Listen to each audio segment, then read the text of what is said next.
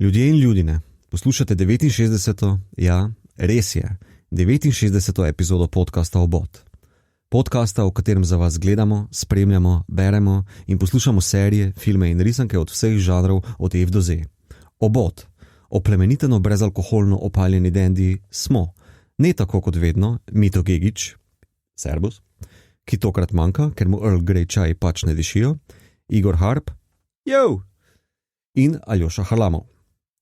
In znova imamo med sabo gosti iz sestrskega filmskega podcasta Film Flow, Majo Peharc in Ano Šturm.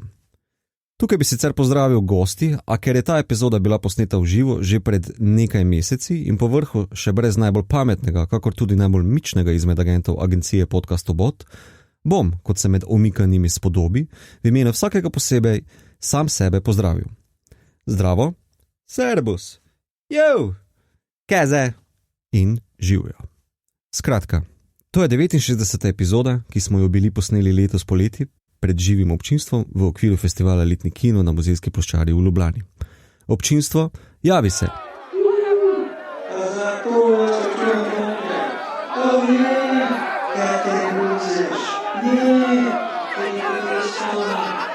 In sicer smo si pravkar, to je pred parimi meseci skupaj z občinstvom, pogledali Gosford Park, film iz leta 2001.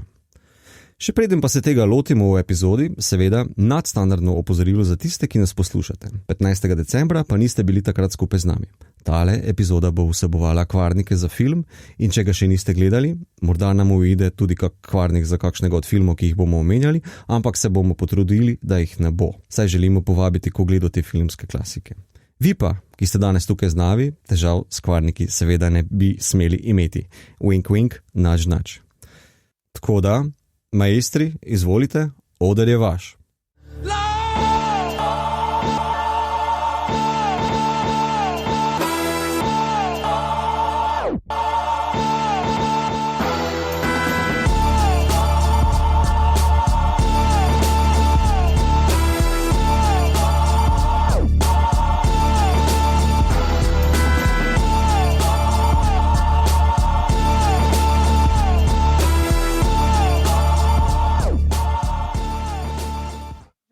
Ta prva asociacija, ko mi nekdo reče kriminalka ali pa detektivka, je namizna igra Cluedo oziroma Cluedo in moj večni butler v living roomu s šandelirjem. To je to.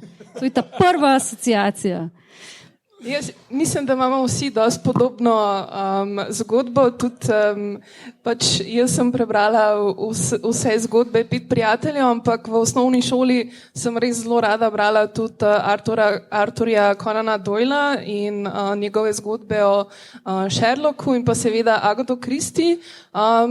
Ima pa tudi zelo lepe spomine na v bistvu družinski čas pred televizijo, ker smo vedno gledali Poiroja, pa Umore na podeželju in nismo nikoli igrali Clueda, ampak je bilo v bistvu ogled teh serij je bil nekako naš Cluedo, ker smo se vedno pol med sabo smo ugibali, ne. Pač oziroma vsak je povedal, kdo misli, da je morilc in pol kdor je v Ganu, je bil pač tist večer car, ne. Tako da to so bili taki lepi družinski večeri ob kriminalkah. Jaz pa sem večino kriminalk prebral, ko sem poletja preživljal pri sorodnikih, ki so pa malo ven z Maribora doma, kar pomeni, da knjižnica ni ravno blizu, so pa vsi na svet knjige naročeni. Več ljudi v družini. Imamo ogromne količine Edgarja Wallacea, predvsem se spomnim, ko mislim, da sem skoraj vse prebral, Agatho Christie seveda, Heinza G. Gonzaleka. Tako da te kriminalke sem čez poletja pač požiral, pol med letom pa sem šel v knjižnico, pa sem lahko druge knjige tudi sposodil, ampak prva asociacija pri detektivih pa mi je zmeraj ostal nekako Sherlock Holmes, čeprav potem kasneje sem ga nadomestil z Deckardom iz Blade Runnerja, ker mislim, da sem večkrat gledal Blade Runnerja, kot pa vse Holmes skupaj, tako nekako. Space whodunit. Whodunit in space. Jaz moram tudi reči, da pač vsi Sherlock, pač sem velik fan Sherlocka, jaz sem drugače gledal, mislim, da gledam bolj ali manj vse ekranizacije Sherlocka ever, pač tako. Drugače pa še eno tako, če že naštevamo te mladostne, jaz vseeno omenil Naučnika in Očalnika, pač to sta tudi moja dva. To je bil pač po njima, jaz sem si tudi, ko sem bil mulj, sem po zim gledal, kakšne avte imajo sosedi in potem sem te odtise gum si prerisoval in sem točno vedel, kjer sosed je kje zavil, pa vse to take stvari, pa katera mačka je kje hodila, pač to sem počel, je pa res, da nisem imel dosti prijateljev in da sem bil bolj v knjigah, no pa mogoče, da na tej točki končamo s tem. Ja, tako kot smo že povedali, kriminalke oziroma detektivke veljajo za enega od najbolj priljubljenih žanrov. K visokim nakladam in uspehu je med drugim pripomogla tudi mehka vezava knjig, ki se prav tako prvič pojavi prav v 30 letih prejšnjega stoletja. Tako da pisatelji in pisateljice kriminalnih romanov veljajo za tržno najbolj uspešne avtorje, za najbolj uspešno pisateljico vseh časov pa še vedno velja prav Agatha Christie. Tako da mogoče bi me tukaj zanimalo, zakaj mislite, da so kriminalke oziroma detektivke tako uspešne, zakaj jih tako radi beremo in kaj je mogoče tisto, kar vas najbolj privlači pri tem žanru? Mene Jezero, najprej Jezero in tudi Leninov park in tudi, kaj že v Dolina rož. Mene pri kriminalkah najbolj pritegne to, ker jaz, ko berem, ful nič ne premišljujem vnaprej, kaj se bo zgodilo, ampak sem ful tam z stvarmi in potem ne morem nehati in mi v bistvu to najbolj nek ta skozi naprej, pa skozi, pa polun, ko se eno poglavje konča, pa veš, da bi v bistvu mogli se naprej odviti spol, ne vem, in potem so šli tja in potem začne nekaj čisto drugega, ta neka suspenskega knjiga dela do zadnje strani. To recimo mene toliko potegne, da potem ne morem nehati. In se mi prav včasih specifično zalušta brati take knjige, ko vem, da jo ne bom mogla odložiti in da sem mučila celo noč, pa pol spala 2 ure, pa šla v službo, naslednji dan vsa skurjena. Tako da mene je v bistvu ta res neka unka, čist noter padeš v knjigo in jo enemu šunku lahko posesaš. Nič tako zares, da bi rekla, da me zanima notranji svet, kako, ne vem, kaj, psihopati ali pa ne, pač sam ta listanje in sesanje knjige, sem ta res občutek, da lahko bereš v šunku. Ja, meni je v bistvu tudi všeč ta moment, ker si v vsakem primeru kot bralec nagrajen. Pač, če ti uganeš, kdo je bil, si ful zadovoljen, ker si uganil, če pa ne uganeš, si pa ful zadovoljen, ker te je pač pisatelj presenetil. Tako da ne moreš zgubiti tukaj. Ja, to je vsekakor to intelektualno delo dodatno pri branju, ampak jaz ful cenim tudi recimo zmeraj humor, če je zraven. To mi je bilo krasno pri Chandlerju ali pa Mickeyju Spillanu, bolj teh ameriških hardboiled avtorjih, ki so zapisi scen in vsega ogromno humorja not vložili, tudi pri tem, kak opiše, ne vem, murder scene, tam je bilo to in potem me ta človek gledal, ampak mi ni videl, ker je bil mrtev ali kaj podobnega. Čist by the way na konc navrže. To vrstne stvari so mi fajn, da pač je napeto, ampak hkrati še nekaj, kar razbija tisto napetost. Ampak ne vem, recimo teh sodobnih avtorjev J.K. Rowling ima nekaj malega humorja not, ampak zelo malo. Misliš še Galbraith? Galbraith, yes. Ker ne vemo, kdo je v resnici. Ja. Pri teh romanih o strajku zelo dela na tem, da te zmoti in zmede, kdo bi lahko bil, do te mere, da včasih postane že malo neprepričljivo, da bo pa ta junak zdaj tukaj tiho in ne bo povedal, kdo bi lahko bil, ampak bo treba še 100 strani prebrati prej. No, jaz se pridružujem, pač meni je tudi to, valjda, najbolj zanimivo, še posebej nekoga, ki, ne vem, pač profesionalno se ukvarja z zgodbami, je najbolj to, kako me uspe neka zgodba potegniti za nos in mi pokazati prepričljivo, glej, tle sem ti pustil vse te namige, pa niso opazil, bil je ta. To se mi zdi, obenem pa, in zdaj mogoče že počasi prehajamo k temi našega pogovora, pa se mi zdi zelo pomembno, da je kriminalka, zločin je zmeraj družbena kategorija. Ne? Zločin se ne zgodi zunaj družbe, pač lahko je strast, pač ja, seveda v teh prvih hudanitih, posebej Gata Christie, zelo zakriva to neko družbeno pogojenost zločina s tem, da je vedno v zadju neko prešuštvo, maščevanje, neke osebne lastnosti, ampak v resnici je zločin zelo družbeno dejstvo in meni je všeč, kako kriminalka razgali neko družbeno strukturo, nek družbeni trenutek v nekem momentu, kar lahko počne tudi, ko se trudi, da tega ne bi naredila. Ne? Čeprav so moje najljubše kriminalke tiste, ki znajo to dobro narediti. Ne? Tudi pri, recimo, ko berem dobro kriminalko, ali pa dobro, tudi če gledam, me zelo zanima tudi, kako je postavljena v lokalno okolje. To je zame zelo pomembno. Jaz, če sem kadarkoli potoval nekam, da sem že vnaprej vedel, da bom nekam šel zelo dolg naprej, sem se ful potrudil, da sem našel recimo krimičev, ki se dogajajo v tistem mestu ali pa nekaj tako, da sem se pol tako nekako, ne vem, zdelo se mi, da je tako zelo nekaj bližnjica do tega, da spoznaš identiteto nekega kraja ali pa neke družbe tam, da bereš krimič. No. In kter te je najbolj navdušil, mislim, kter krimič je najboljš prikazal kraj, kamor si prvič prišel?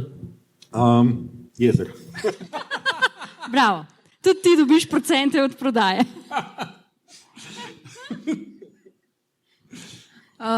Zdaj, ki si že omenil, da se bomo s to temo še kar precej ukvarjali, predlagam, da se iz tega pogovora o detektivkah malo preselimo na pogovor o filmu, ki si ga bomo danes ogledali.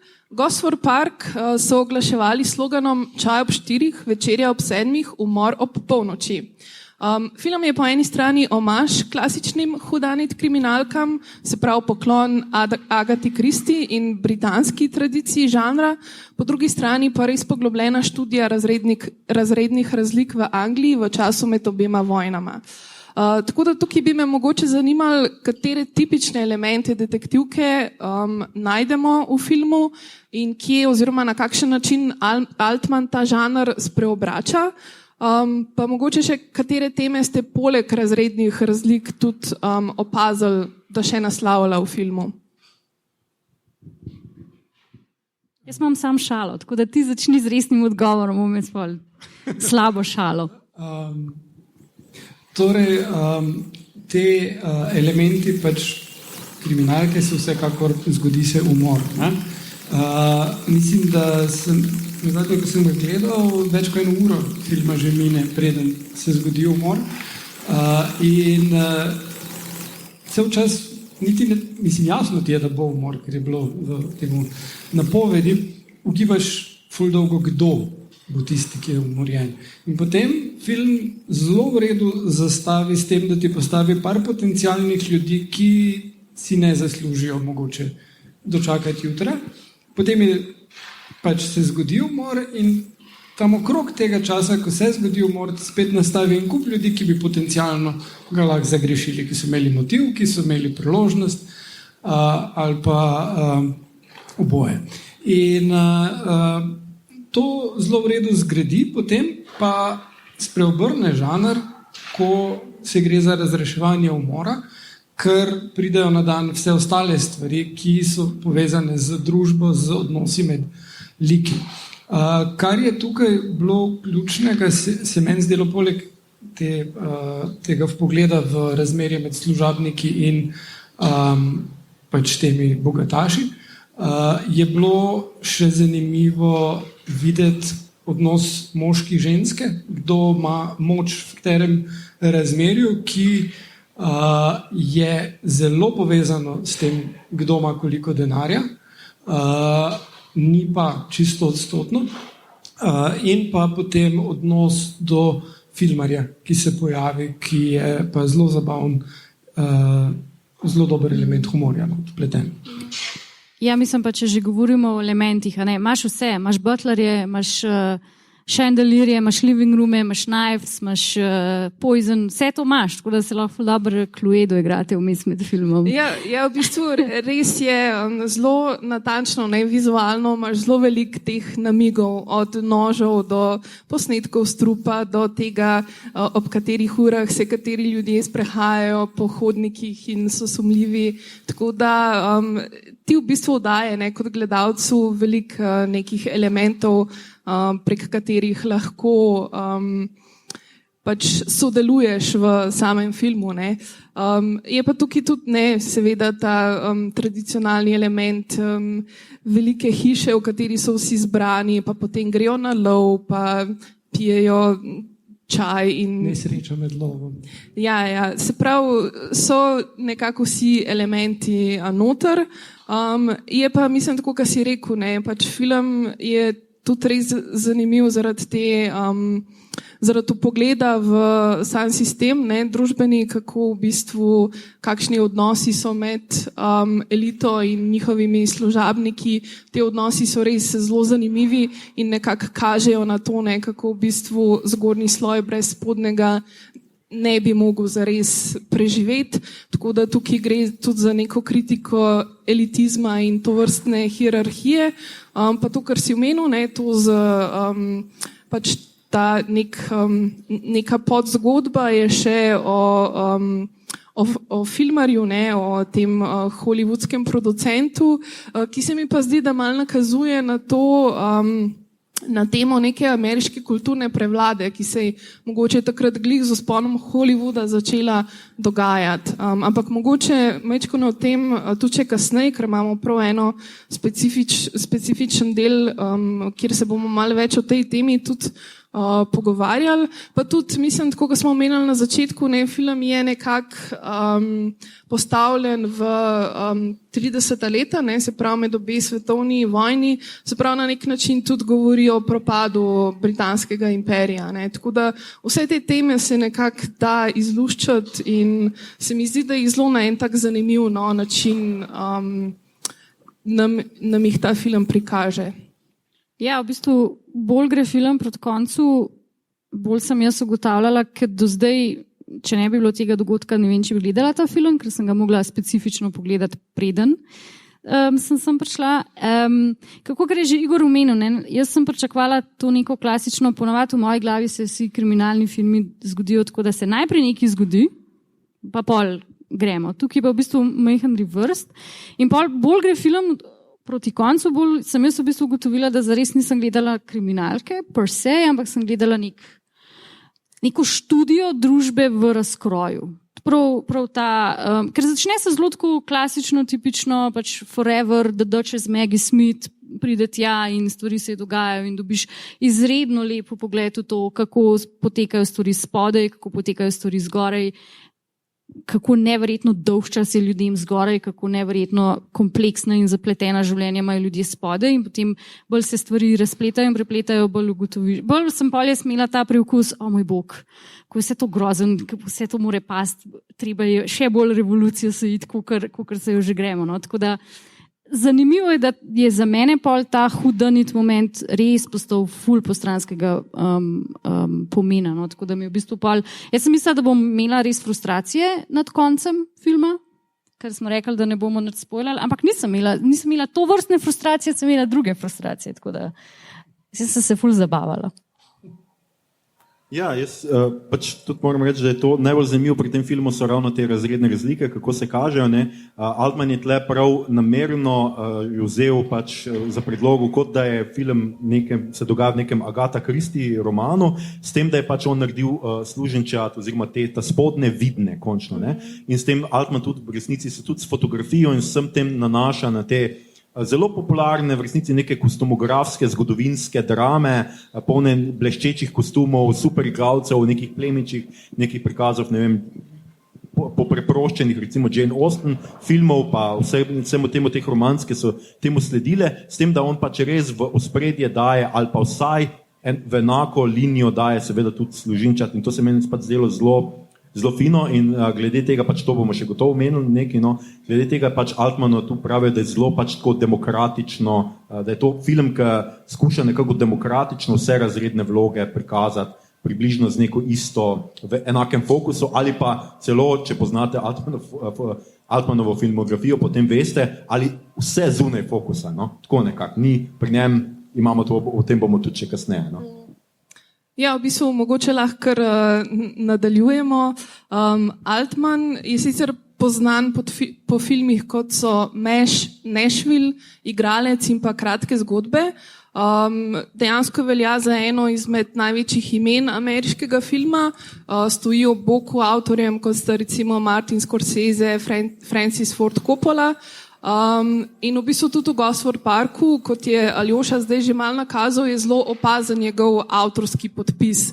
Tako da naslednja tema bo v bistvu, kaj je tisto, kar je v filmu najbolj navduši, oziroma kje so opazni ti najbolj tipični altmanovski prijemi in na kaj bi opozorili gledalce, da naj bodo v filmu pozorni.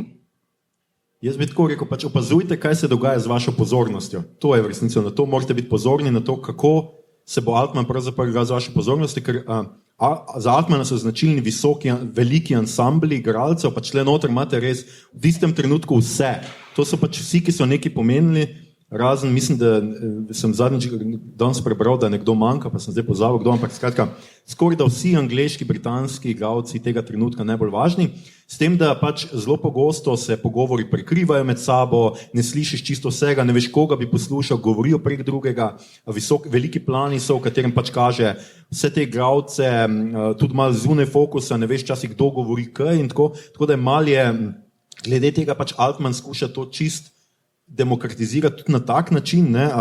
Nekateri pač, jaz sem bral, da pač da je to zelo zanimivo, ker tako kot te kriminalka, kar smo govorili na začetku, te povabi k temu, da ti sam razvozlaš, kaj se je zgodilo, tako te Altman že na sami fotografiji, načinu postavljanja kadrov in tako naprej, kar aktivira k temu, da mora zelo pozorno spremljati film, da pač veš, kdo, kaj se dogaja in da sledi zgodbi, pustimo zdaj to, da seveda, zakaj je toliko dobro igralcev, hvala Bogu, da jih je, ne? Ker vsaj si zapomniš pol po igralcih, kdo približno je kdo, ker če ne bi bile te zvezde, bi zelo težko gledal nek film z 30 anonimneži. Ja, še posebej zato, kar mi je tudi zanimivo videti, da imajo vsi karakterji načeloma ista imena, a ne? Gospoda od spodaj diktira imena od spodaj, kar je tako predvidevam, da mogoče zgodovinsko dejstvo, ker so pač služeničaci, če se je zbrala velika družba, najlažje se je bilo pač zapomniti, kdo je od koga in imajo vsi ista imena. In tako da pa hvala Bogu, da vemo, kdo je Clive Owen in vsi ostali, da pa vemo, ok, to je ta. Čeprav to sem tudi prej razlagala, da sem načeloma gledam filme brez angleških podnapisov oziroma brez podnapisov. Tukaj sem si jih mogla vklopiti, ker sem bila toliko prav dezorientirana, da res nisem vedela in hkrati sem na začetku imela občutek, da moram vse nujno ujeti, da je vse pomembno. Se pol, ko film začne delati pa učinkovati na te, ugotoviš, da najbolj, da se mu pustiš in te bo že film odpeljal nekam. In je ful je zanimivo dobro, ko te upelje res ta ansambl cast in ko ti zaživiš s temi ljudmi in jih zelo hitro poškatličaš, kdo so, kjeri. Yeah. To je Altman tudi namenoma naredil, ker njemu je bilo v interesu narediti kompleksen film in je še dodatno to, da je v film dal precej kletvic, ravno zato, da je dobil tisto oceno R ZDA, da ne bi najstniki šli gledati, ker je sklepal, da najstniki, ki bi naključno prišli gledati ta film, ali pa bi jih šola poslala, ker ne vem, se učijo pri literaturi ali pa zgodovini o tem obdobju, ne? Da jim bi bil film nezanimiv in bi motili ostale. In ni hotel sploh imeti publike, ki je ne zanima, ki ni pripravljena ostati fokusirana in podrobno spremljati tega filma, zato da bi pač lahko dojela sporočilo in ne samo kdo je morilec. Ja, mislim, da vse to, kar ste zdaj govorili, se mi zdi, da je res, Altman je res delal take kompleksne filme, ki jih je res vredno vedno znova gledati, zaradi tega, ker vedno znova odkriješ neke nove stvari. Ne? To je ravno zaradi tega, kar je Aljoša na začetku omenil, se pravi tega demokratičnega pogleda. Mi nimamo glavnega junaka, veliko zgodb se odvija paralelno, dialogi se prekrivajo, tudi kamera se vedno giba, ne? Nikoli ni fokusirana samo na eno osebo. V bistvu nekaj sem prebrala, da eno lepo primerjavo, da kamera je tako kot ti služabniki, ki v bistvu prinesejo ta pladenj, ne, in grejo samo mimo. Tako tudi gledalec v bistvu gleda ta film. Ne. Tako da nikoli ni kamera pri miru, tako da vedno se moraš odločati, kaj boš gledal, koga boš poslušal, ne? In pač na ta način potem aktivno participiraš, ne? So pa v bistvu Altman je veliko delal z velikimi igralskimi ansambli, kot smo tudi povedali, bil je pa tudi zelo znan po tem, da je recimo zelo rad v bistvu delal pač, da je pustil igralcem, da improvizirajo, tako da so oni lahko res veliko dali v svojih stvari v samo igro in tudi zato so igralci zelo radi delali z njim. Pa za njegove filme je tudi zelo značilen v bistvu naturalizem, se pravi tako igre, ki je improvizirana, kot samega snemanja. Tako da recimo dve taki fini informaciji pri tem filmu, recimo ves nakit, ki se je pojavil v filmu, je pravi, tako da so tudi na samem snemanju, recimo, ko so te igralke s tem nakitom hodile naokrog, je vedno bil zraven njih varnostnik, ki je pazil na ta nakit. Pa tudi recimo, ko imamo ta prizor, ko grejo streljati golobe, ti golobi so jih res streljali. Ta film nima fazani. Jaz sem premišljala o tem, ko sem gledala, ta film je 2001, tega CGI-ja takrat še niso imeli. A so nagačeni, ampak če se jim krila premikajo, kvaj, in sem bila pol tako, nisem hotela iti pogooglati tega, ker I don't really care, ampak to se mi pa zdelo, ker jih pač tako nisem pokazali bomo en posnetek enega fazana, ne, pokazali bomo vse posnetke teh fazanov in še pse, kako vlačijo fazane. Ja. Tako, wow, naturalizem, okej, 2001, drugačen svet, cool. Tako da to so mogoče ene take par stvari, na katere se splača biti mal pozoren. Sem pa v bistvu jaz tudi ob tokratnem ogledu opazila, kar mogoče mi prej ni toliko stopil v ospredje, ampak tokrat pa mi je, in sicer to, da je Gosford Park tudi en tak zelo zanimiv metafilm. Pač med gosti v tej razkošni palači se znajde ta hollywoodski producent, ki se pripravlja na snemanje novega filma o detektivu Charlieu Chenu, in pa znani britanski igralec Ivor Novello, ki je bil eden najbolj priljubljenih britanskih zvezdnikov v prvi polovici 20. stoletja. Ivor Novello je med drugim recimo igral v Hitchcockovem zgodnjem filmu The Lodger. Tako da mogoče bi si tukaj malo pomenilo o tem, kako ste vi brali ta metatekst v povezavi z ostalimi temami, ki jih Altman recimo v tem filmu odpira, pa kaj ima Hollywood z visoko britansko družbo in razredom. Meni je bilo najbolj zabavno že čisto na začetku, ko ta producent pove, da snema film, ki se bo dogajal v točno taki hiši, kjer pač nekoga umorijo. In v bistvu že naprej napove majčken, kaj se bo zgodilo. Ja, pa v bistvu tudi ta igralec, Bob Balaban, ki igra tega hollywoodskega producenta, on je dejansko producent filma Gosford Park. So scenarist.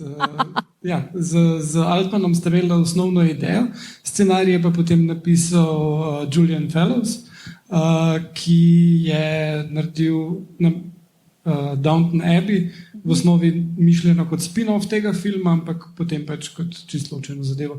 On je mimogrede Baron Fellows of West Stanford. Cool. Wow.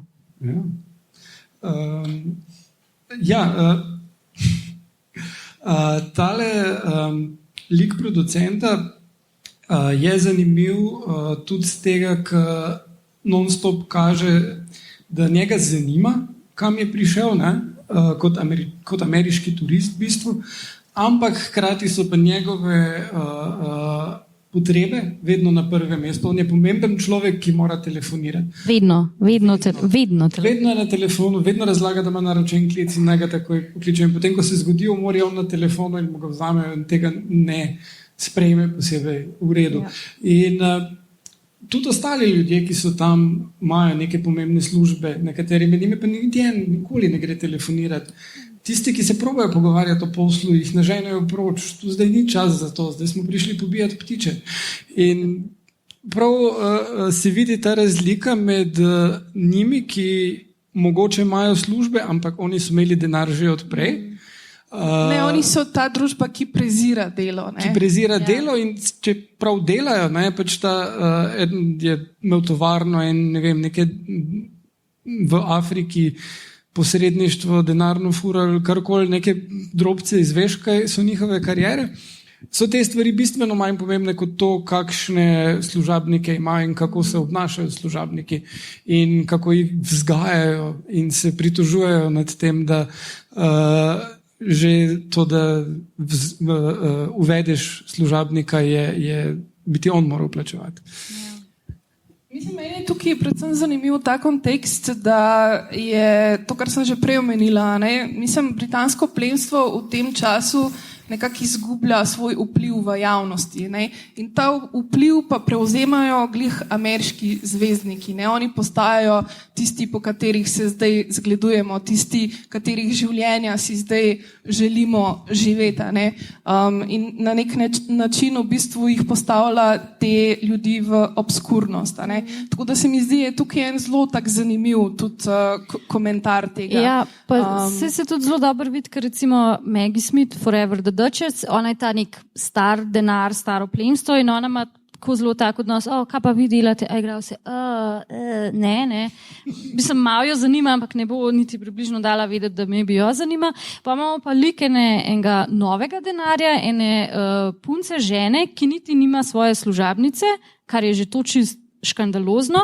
Potem je pa še tako fenica tega igralca in se zelo naslaja ob njega in to je tudi neki res ta razkol že med tem hkrati novim denarjem, ki in ga potem še zmanjka in je še to neka velika sramota in kako se pa v bistvu navleče na to nek novo slavo, pa tisti, ki ima nov moč, zato ker stari denar seveda zavrača novi denar in to mi je bilo tudi zelo zanimivo. Pa ta lik producenta, ki je vedno na telefonu, jaz sem pomislila skozi na Jessica Fletcher, Murder, She Wrote, ki se njej vedno stvari zgodijo in niti v eni epizodi se njej to ne zdi čudno, da se skozi njej dogajajo te stvari. Sem mislila, da bo ta producent kaj tako, wow, kako je to čuden, jaz sem tle, o tem pišem, to se mi je zdaj zgodilo, a to meni to potika, mislim tako, pa ni bilo nekega tega elementa, vsi so zelo tako nonšalantno sprejeli, ja, and now ti, tako, ful, ja, to se nas ne tiče. Pa v bistvu tudi te filme o detektivu Charlie Chenu, ker zdaj bojo, mislim, snemali film Charlie Chen v Londonu. Ja. To so vse v bistvu filmi, ki so dejansko resnični. Ki so dejansko bili. Jaz sem mislila, niso samo del pač izmišljenega scenarija, ampak dejansko v bistvu jaz sem mislila, da je to nek throwaway line, kao pač nek namišljen lik Charlie Chen, najprej sem mislila, kaj mislijo Charlie na Chaplina, slučajno, ampak ne. Ker to so bile kriminalke. Charlie Chen je bil sicer stranski lik v teh kriminalkah, bil je pa na začetku, ja. V knjigah skoraj vedno, v filmih na začetku, potem so bili pa filmi, kjer je imel on glavno vlogo. In Charlie Chen je produkt ameriškega pisatelja Earl Dear Biggersa. Meni je bilo ful zanimivo, da je itak azijskega porekla in ga je ta pisatelj naredil zato, ker je bil pač popolnoma antirasist in se mu izdel ta yellow scare, ki so ga imeli v Kaliforniji čist mim in je rekel, bom jaz napisal pozitivni stereotip, ker ne glede na to, da je hotel poudariti, da pač nas ne bojo pojedli Azijci v Ameriki, vse glih to pozitiven stereotip, ampak najbolj bizarno pa lita, ker Američani ne znajo ničesar narediti, koliko je treba, je seveda ta lik bil zmeran portretiran strani belca. V prvem filmu ga je Šved igral in pač yellow face, ne? Ampak bili so ti filmi... Ampak imel je ta Šved bojda mongolske korenine. Sure. Whatever helps you sleep at night, dude, seveda. Ampak teh filmov je bilo tako ful, to je bilo 30 plus filmov.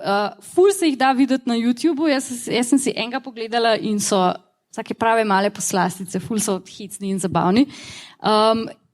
In je zanimiv, kako je v bistvu res ta vpletel noter v ta čist nek fikcijski svet pa tega Charlieja Chana, ki so vsi pa tako, boste snimali pa so vsi tako ful fani in si znam predstavljati, da mogoče se je pa to daj res v kakšnem realnem Gosford Parku dogajalo, no? Ja, pa tudi v filmu je veliko glasbe, ki jo je napisal Ivor Novello, ki je bil seveda tudi skladatelj in pisec besedil. In pa, mislim, meni je še en detalj zelo tak fin, cinefilski, in sicer Stephen Fry, ki igra detektiva, ki pride pač razreševati ta umor, je v bistvu zelo hulojovski. Ne? V bistvu je ta pač lik iz filmov Žaka Tatija, tako da tudi tukaj se mi je zdela ena taka fina pač povezava z pač širšim filmskim okolišem. Ja, pa Stephen Fry je tudi idealen je za to vlogo tega detektiva. Mislim, glede na cel njegov opus do te točke in tudi kasneje, ko se tam pojavi, ti postane jasno, kam se bodo stvari razvile. Oziroma, ne vem, mene je pa malo presenetil, ne vem, ker pač nisem prej videla, pa zares ne poznam toliko opusa od Frya, sem mislila, da bo drugače, kakor potem je v filmu, tako da sem bila potem ta prvih par kadrov res razpizdena nad njegovim likom, ker sem bila tako ampak pol že spet se nekako, kaj bom pustila filmu, da dela z mano, kar hoče, pol je v redu, ampak tako sem se najprej, da bom pač kar pauzo pa šla ven, ker mi je šlo ful na živce. Ja ne, mislim vseeno, ne glede na to, da se on pojavi, je že ura pa pol skoraj mimo, ti še vedno pričakuješ, da bo Poirot ali Holmes ali nekdo tak se pojavil in rešil zadeve, in potem, ko vidiš silueto, tak, to je pa malo grobo, in potem tak, ko ga uvede postopoma s takim kadrom, je bolj tak, tja gremo. Tukaj se tudi lepo pokaže v bistvu Altmanov smisel za humor pa za satiro, ne, prav skozi ta lik tega detektiva. Jaz mislim, da se počasi bližamo koncu naše debate, tako da mislim, da za na konec so nam ostala še priporočila. Zdaj, z razrednimi razlikami se je pred kratkim ukvarjal še en super film, ki so ga navdihnile klasične hudanje detektivke. To je film Nož v hrbet, o katerem ste tudi vi že snemali eno posebno epizodo podcasta. To je film Ryana Johnsona iz lanskega leta. Ker en umor pač ni noben umor, vam za konec priporočamo še kakšen zanimiv film, serijo ali pa knjigo s kriminalnim ozadjem. Boš mogoče kar ti, Igor, začel s svojim? Meni recimo, sem že prej omenil, Blade Runner je ena taka detektivka, ki zdaj odvisno od verzije filma upošteva en kup teh pravil žanrskih, recimo v ta prvi ima še celo ta voice-over, po katerih so bile te noir filmi zelo znani. Tako da Blade Runner mi je en tak prototip.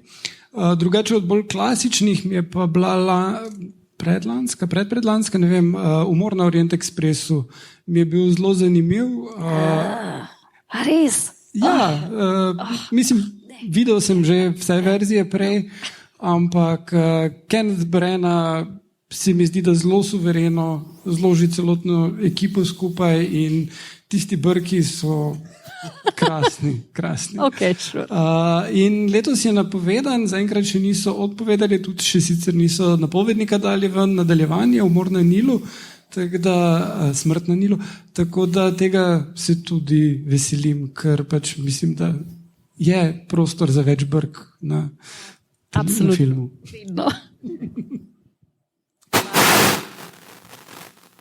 Okay. Ne? To je to, konc. Ok, cool. Ne, v redu. Se bo šlo. Maja, Jezero? Ja in ne. Jezero je itak, pa vse to. Kjer je? Ok. Ja, itak Jezero. Ampak ne.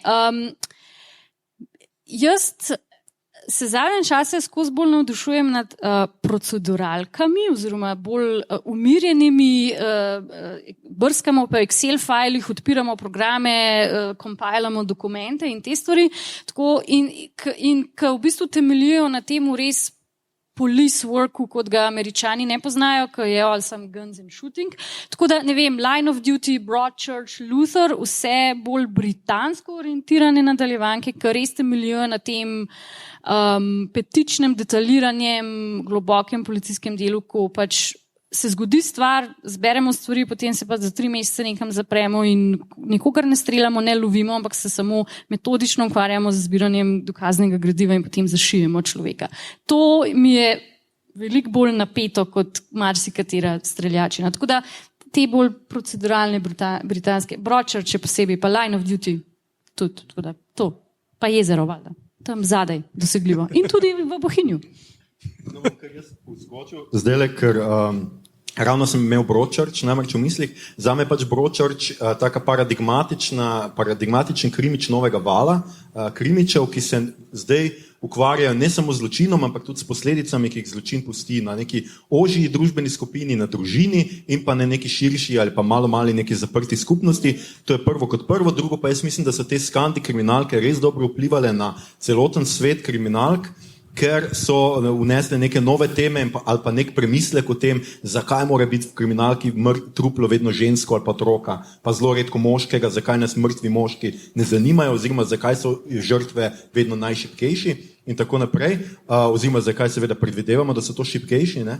In pa v Broadchurch 3. sezona, jaz mislim, da je nekaj najbolj izjemnega, ker si za osrednji zločin vzame posilstvo, ne več umora in ga zelo resno, sociološko in tudi z vseh tako res zelo dobro in podrobno obravnava. In to se mi je zdelo pa zanimivo, da ne gledamo zmeraj serijskih morilcev ali pa tako, kot sem že rekel, nekih umora, ampak gledamo res enkrat celo kriminalko s posilstvom v osrednji vlogi in zaradi tega mislim, da je ta pač plus to, da je seveda sjajna igra od Davida Tennanta, Olivia Colman, Jodie Whittaker in tako naprej. No?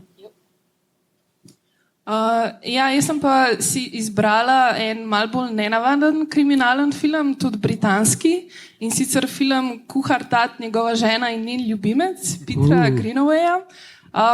Sicer predvsem zato, ker v njem, tako kot v Gosford Parku, igrata Michael Gambon in Helen Mirren in ker je zelo lepa povezava med umori, ki se zgodijo. Tako da sam tok bom rekla, ker drugače bi preveč pospoilala vse skupaj. Tako da to je bilo to za danes, sledi še outro, potem pa film.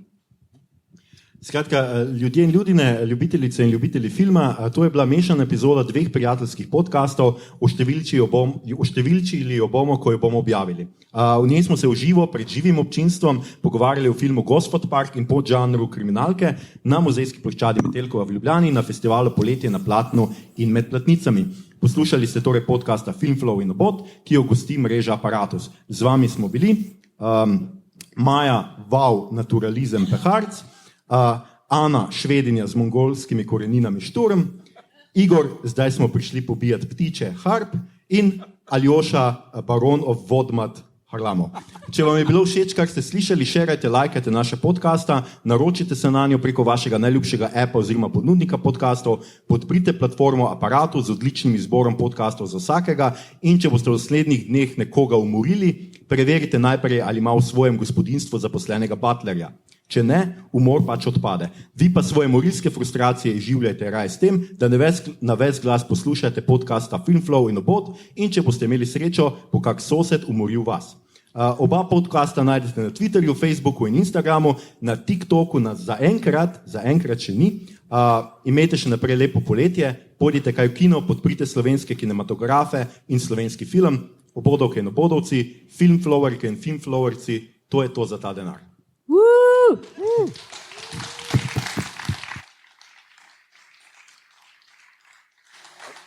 Pa podprite tudi slovensko založništvo in si pejte kupiti kakšno knjigo v našo super knjigarnico zadaj oziroma pri projekcijski hišici. 5 minut pauze za WC, nakup knjig, potem pa štartamo s filmom.